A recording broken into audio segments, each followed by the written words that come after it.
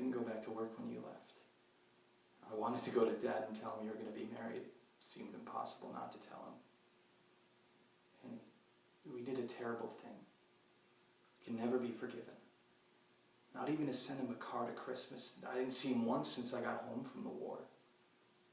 You don't know what was done to that man. You don't know what happened. You couldn't. You wouldn't be here. Dad went to work that day.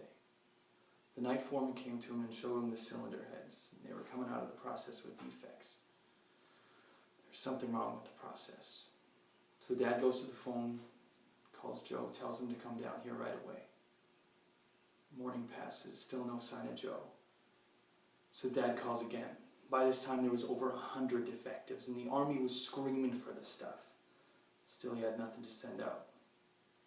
So Joe tells him on the phone to cover up and to weld any of the cracks in any way he could and ship them out. Dad was scared. But he wanted Joe to be there if he was going to do it. And Joe said he'd take full responsibility. Do you understand what I'm saying? On the phone, you can't have responsibility. Because in a court, you can always deny a phone call, and that's exactly what he did. They knew he was a liar the first time, but in the appeal, they believed that rotten lie. And now Joe's the big shot, and your father's the patsy. Now tell me, what are you going to do?